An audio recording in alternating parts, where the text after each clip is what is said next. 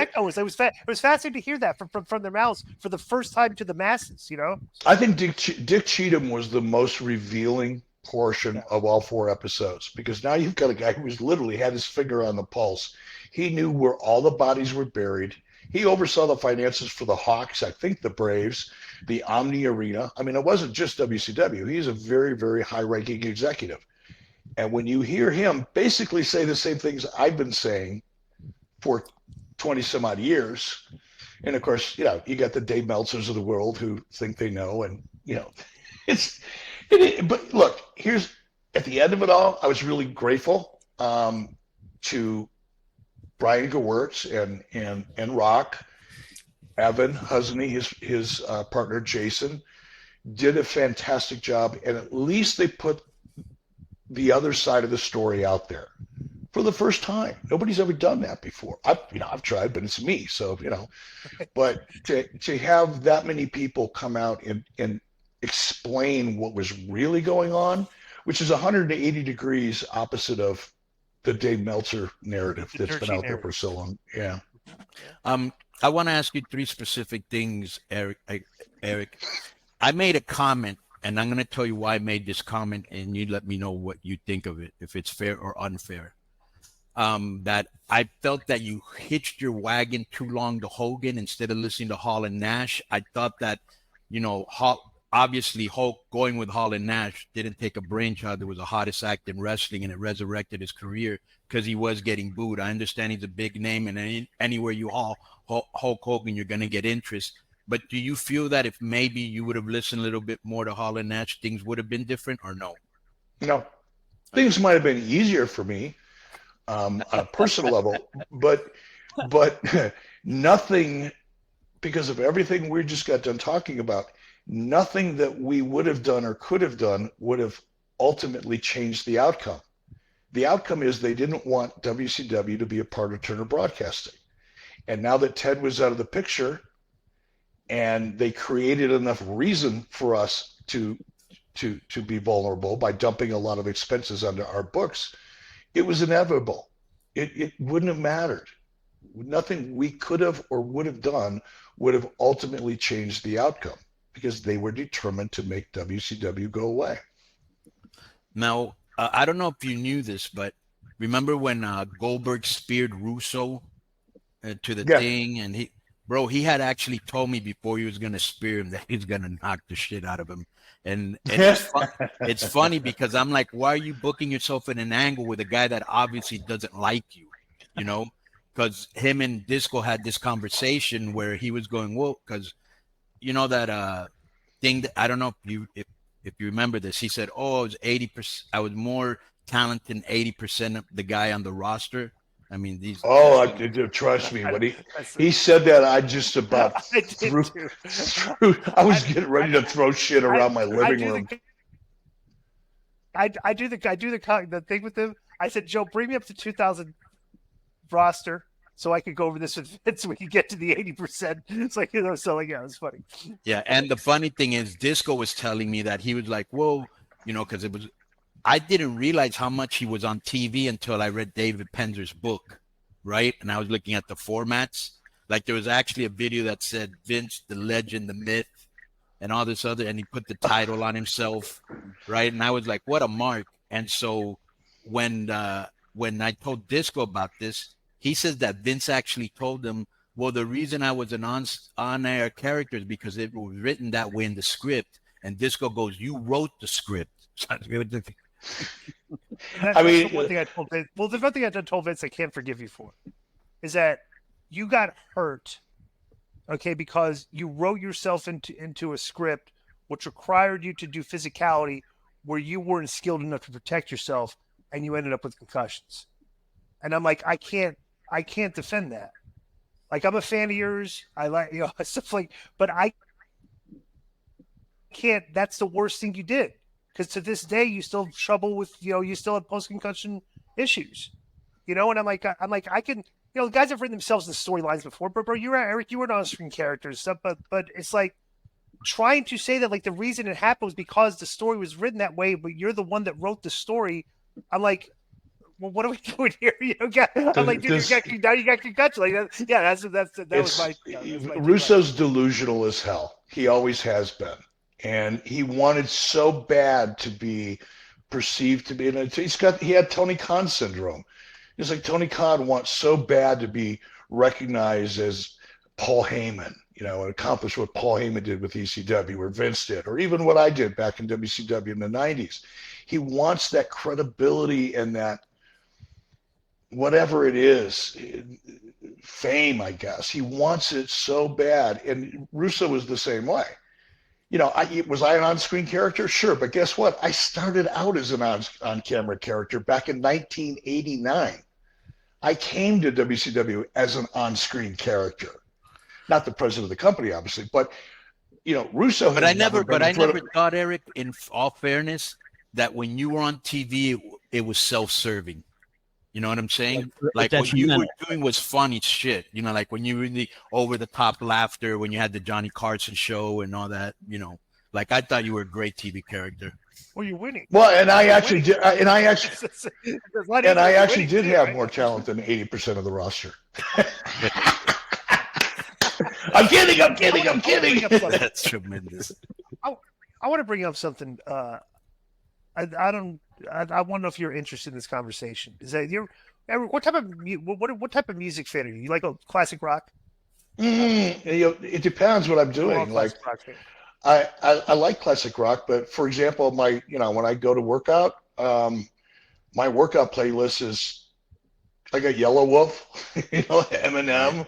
I like hip hop. I like such a big variety of music. It would be hard for me to say I'm a this kind of music fan. I like a lot of different kind of music. Okay, well, I want to bring this up. So when I go back and watch a lot of like old clips of wrestling stuff, one of the most iconic clips you go on YouTube and find, but you've seen it. And it's fascinating too that they 20 something years later, WWE is producing the same type of visual shot. 3 days after the Bulls win the title, we're going to Chicago. You pull up in the limo. Jimi Hendrix Voodoo Child is playing for the first time. You guys come out of the limo You guys come out of the limo. You got the cigars. We have the shot. You're walking right into the arena, out in front of the people. Brilliant production. David Buffer. Michael Buffer's "Let's Get Ready to Rumble" had 16,000 people like your shit, and you look at the crowd, and they're just electric, Yeah. And the Jimi Hendrix makes that puts that exclamation point on it, right? And in past history though, the Freebirds used to come out to Freebird. The Road Warriors used to come out to Iron Man. Tom Sawyer with Kerry Von Erich and everything, and licensed music. As the fact that WWE is making as much money that they are now, and the fact that Tony Khan has a lot of so much money to waste, what expense was how much of an expense was Voodoo Child? To the point that I'm wondering if these days original wrestling music is better to use, obviously, but if you could take iconic music and marry it to characters today that would fit their characters so much better. Well, why aren't they doing that? Does it cost? How much does it cost? I've always been interested. What was the expense on that?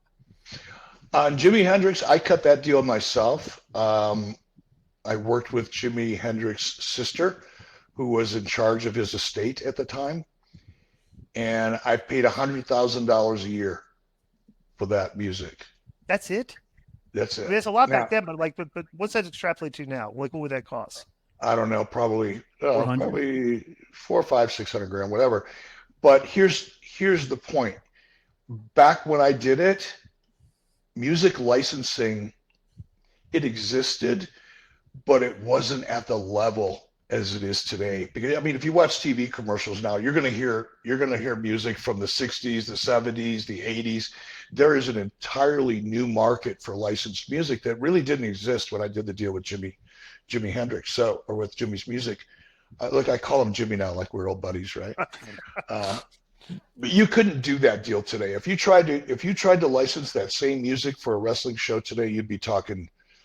I don't think you'd be talking 8 figures, but high 7s. You'd be talking about millions and millions and millions. Because keep in mind, I not only had the rights for the U.S., I had worldwide rights. I could use that music anywhere in the world. Now, there were some limitations on me. Like I couldn't play more than, I think it was 2 minutes and 30 seconds, or maybe even less. Might have been minute 30. So I could only play like a minute and 30, and then I had to shut it down for an entrance. Might have been 2 minutes.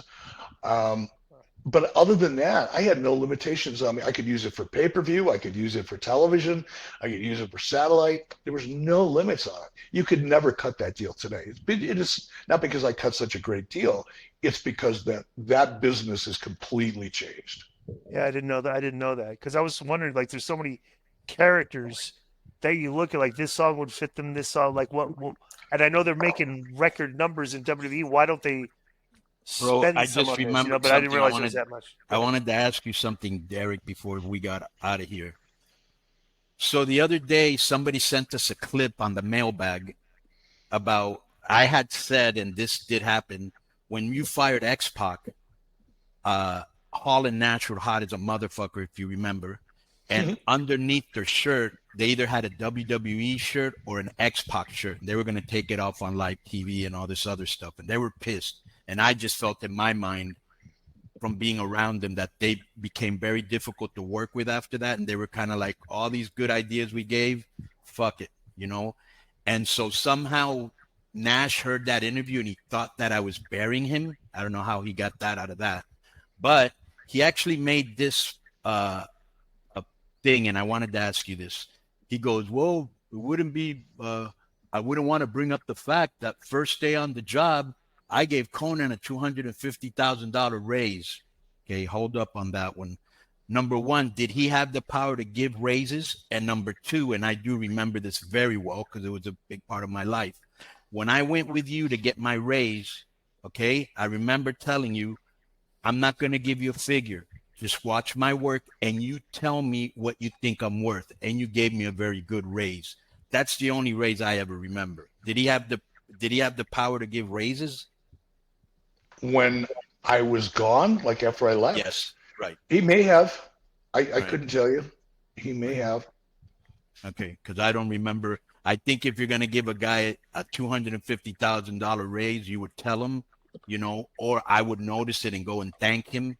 Because I think he's misremembering things. So that's just something. It's possible. Look, we've all done it. I've found myself realizing that something that I thought was true, and I believed 100% to be true, it wasn't. Once you get a little bit more information, you realize it wasn't. And I think, 25 years and everything we've all been through, self-inflicted and otherwise, it's possible that he could be confused, but I couldn't tell you. I don't know. Yeah. Okay. That's just something I wanted to ask you. And then I think the last thing I wanted to ask you, especially because of our age, and at our age, you start to learn, dragging negativity is not good, or being vengeful is not good for you. It does you more harm than the other person a lot of times. Was it striking to you that Booker was still so mad at you because he thought that maybe you might have taken away his moment because you were kind of siding with Hogan's creative control? I'm gonna reach out to Booker here after the 4th of July because I'd like to get him on. I'd like to get him on my show and talk about this. Just like Russo didn't probably and possibly, I'm gonna give him the benefit of the doubt on this, but just like Russo, as we talked about earlier, probably didn't know what Brad told me when he brought me back about my job was to oversee Russo, but he forgot to tell Russo that. I think there could likely have been a communication breakdown between Vince Russo and Booker, because first of all, Booker winning the title was never a conversation. We found out about it. We, meaning Hulk and I, found out about it when we left Orlando or Daytona Beach and got to Tampa. That was never part of the plan. When you landed, right? Yeah. So that was something that Russo was keeping. He didn't communicate it to me. He certainly didn't communicate it to Hulk. He didn't communicate it to anybody. That was he went into business for himself and shot his own angle. Now, what Russo told Booker, I have no idea. But if Booker thinks that I was somehow trying to undermine or take something away or take an opportunity away from him because I was siding with Hulk. That was not the case at all. It was never supposed to happen in the first place. That was Russo going into business for himself. Yeah, I don't That's know good who. to know. That's good to know. Maybe it was Vince and whoever, like Disco might know, but there was some kind of shenanigans because I remember reading that specifically somebody called for a second title belt to be available for that show. You know what I mean? Like, well, no. So here's the deal. That's funny. I was talking to Pinzer. It was Pinzer. He's the one that brought it up because Pinzer's the one that told Booker, "Bring a suit. You're gonna win the title." Now, I wasn't in the office that week. My father died on the 4th of July. I don't remember what day the pay-per-view was. It might have been the 7th or the 9th or something. You could probably look it up. It was the 9th, yeah. But I was in Minneapolis. My father had just died on the 4th of July. But I don't remember what day of the week it was that year. But obviously, I was in Minneapolis with my family, making arrangements for my dad's funeral. I went to my father's funeral on a Saturday afternoon, and then Sunday morning flew to Daytona Beach. Mm-hmm. So all during that week, while I was in Minneapolis with my family, I was in contact with the office. And Hulk and I knew we had our plan. We knew what we were going to do. And I had communicated it to Russo. Everybody was I was operating under the assumption that we were going to go with the plan that we had agreed to, which Hulk and I had agreed to, because he had creative control. Vince Russo didn't have the authority, legally or otherwise, to do anything other than what we wanted to do. But he kept it to himself. Once we left the building, which was part of the plan, it was part of the creative, it was probably in a format. Once we left the building, Russo said, "Fuck it, I'm going to shoot my own angle," and went into business for himself. That's why I don't trust this slimy fuck. And I don't care if he's got concussions or post-concussion syndrome or what. He's a sleazy, lying, delusional fuck because he went into business for himself. He didn't have the balls to stand up to me or Hulk. He waited till we left the building because he's a gutless, delusional punk. Let me bring up something. No, I want to keep calling them names. It's fun. I want to talk about. Were you just pausing to think of other words? No, we got a few minutes. I want to talk about because, like, obviously it's funny that it seems that there's the guys like us are like in the crosshairs of like the AEW echo chamber narrative and stuff and all that. So like this week, I guess it was either the media scrum or the interview that Tony had with Dave. He was bragging about how WCW's never had $1 million gate, and they just had $1 million gate. Okay, you saw that, right? And I think it's funny because, like, the main thing that not even calling me an irrelevant parasite, in a tweet, but the thing that's offended me worse in this whole narrative is when Dave, like, very adamantly and flippantly said, that, like, well, Tony Khan was so much smarter than Eric when it comes to wrestling. You remember that comment? That's the one that I've put on, like, I put that away and said, okay, time out. You said that, so let's keep that aside and, like, always go back to that statement. I think, bro, what about this thing? Like, bro, we did 40, I think it was 1999 to 20-something years ago. What would the Georgia Dome gate have been like in the year 2024? This was one off the bat. Like, I don't even know. Like, it all goes back to Tony is an extremely insecure,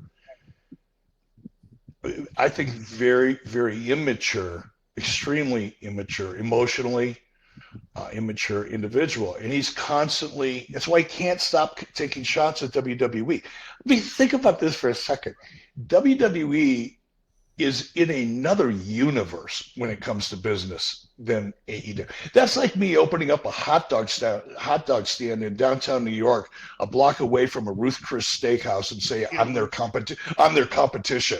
I'm competing with Ruth Chris. Right. Yeah. I've sold more hot dogs today than Ruth Chris has in the last month. It's because fucking hot dogs aren't on the menu, you dipshit. They don't sell hot dogs. They sell fucking steaks for like $140 a pop. But Tony likes to think because he has he's not even in the wrestling business. He's not in the wrestling business anymore. He doesn't tour. He does television shows.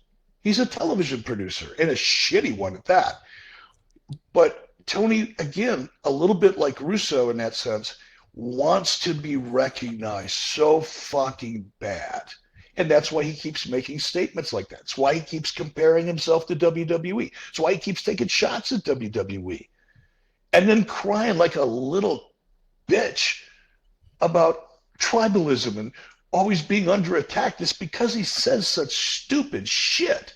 It makes it, I don't know, recreation to have fun, pulling him apart publicly because he deserves it. He's causing it. Well, think about this hypothetical.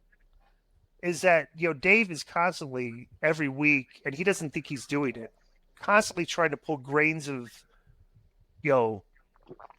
pull some short straws out of the thing to try to look at specific data points that AEW is doing way better in the ratings. It's getting comical now. It's getting comical to the point of laughable. Because think about this. What if Tony had somebody that he had to answer to? Okay, he'd have been fired in 6 months. Well, I'm just saying, the owner goes to the company, goes to him and says, okay, look, the ratings are down and the houses are down. And the guy's trying to save his job and says, yeah, but we beat the Real Housewives of New Jersey this week on TV. like seriously, like they're pulling pulling out, like trying to compare yourself to cable television, the rest of the shitty shows on cable television. When your numbers stink, and I said this the other day, the only thing that matters in professional wrestling business for your TV model is if you're drawing enough people to fill seats in your arenas at the shows that you're doing. They're not doing that. That's the issue. That's the problem. They do big shows well. Their pay-per-views, they draw big crowds to these big events, but their weekly episodic television is not drawing enough numbers to fill seats in the arenas. And think about this. Think about this, Disco. According to Dave Meltzer, and you got to be careful. But I'm using it as a reference because I just saw it the other day. Tony Khan has a talent budget that's over $100 million. Guys are making $100,000 a match. And 75% of the people on that roster feel like they're in the witness protection program. Half of them, you don't see them but once every 6 months. If you look at his talent budget and his expenses, look at Mercedes Moné, $5 million a year. Are you fucking kidding me? And giving her creative control, which when it comes to Tony Khan, giving talent creative control is probably not such a bad thing because anybody can do a better job than Tony Khan. Right. You give me a fucking case of bananas. But you know what's the bad thing? No. You give me a case of bananas and a young monkey. I could teach that monkey to be a better booker than Tony Khan. Well, here's the thing with Monet, bro, and for that amount of money, she has not made a difference in the ratings. The people are actually booing her because whoever's writing for her is writing her bullshit because her delivery is like a heel and she's supposed to be a face, But that's on her. I don't know. Yes, that is on her, but I don't know how, and it's also on him for giving her that creative control. But at the same time, I don't know how you justify her at $5 million, Okada $4 million. Like some of these contracts that you're not getting a return on your investment. You know what I'm saying? Okada. Did you watch the pay-per-view the other night? No, but I'm going to. But I've seen enough of Okada to see, bro, he's not a star. Go back and when you see that match, I think it's the second match on the card. Right. It was so fucking sloppy and bad. And it was like they phoned it in. I actually posted on social media when I watched it on X. There's no way that the Young Bucks and Okada and whoever they were in there with, you couldn't have a match that bad unless you wanted to. There had to be a reason that match sucked as badly as it did. They're making Okada look like a fool. Actually, Okada's making them look like a fool because that motherfucker's pulling in $4 million a year for doing nothing. And he's not that. He's just he's okay. Yeah. He's interesting, but he's not $4 million a year. I didn't pay Hogan that much when he first came in. Right. I didn't pay him. I paid him half. He doesn't even much. take care of his body, bro. Get in shape.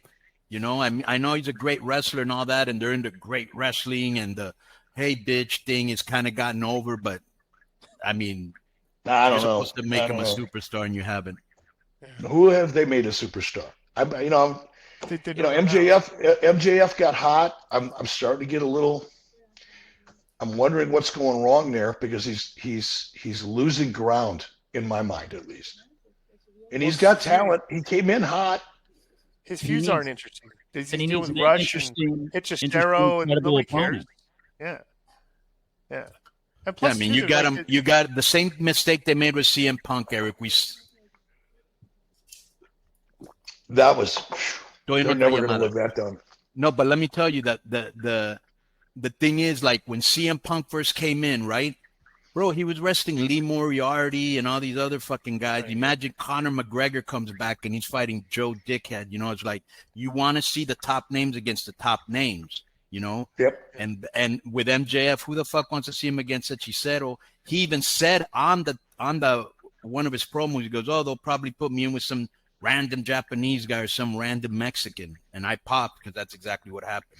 That's what they did, and that's again, that's not MJF's Right. fault. And you pointed out that's a good point that you make, Conan. And in that match, I thought, okay, the match is mildly entertaining. I thought MJF did not a great job. He did a really solid job. Basic fundamental heel work. At least I knew who the heel was in the match. Right. That's to me that was like, oh, progress. At least I know who the bad guy is. Right. And there was just enough lucha in there to kind of scratch that itch. Didn't go overboard. So I thought the match itself was really entertaining. But to have MJF your opening match in a match that absolutely doesn't really mean anything, and arguably MJF was up until a month or two ago the hottest guy on that roster. And I think Tony, because he likes bright, shiny objects and he's easily distracted like a 14-year-old, is looking over here and he's got Okada and now he's got Mercedes and, oh my gosh, Will Ospreay.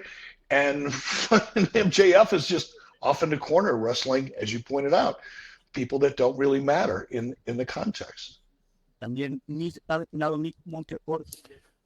So I got to run to another meeting, Eric. I love you very much, my friend. Thank you for coming on the show, and we'll be in contact.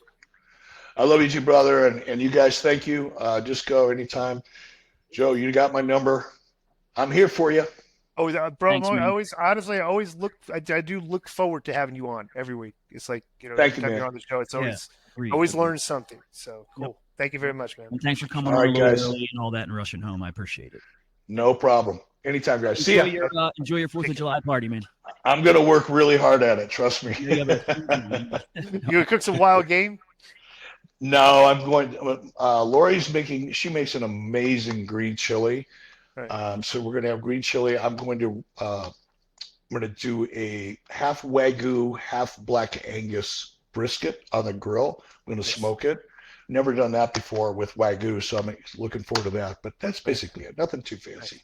Cool, man. Awesome. Enjoy your 4th. All right, guys. See ya. Thanks very much, man. So you want to come back at 4 DI? Yeah, whenever recording is ready. Or when Conan text? Okay. Cool. All right, peace.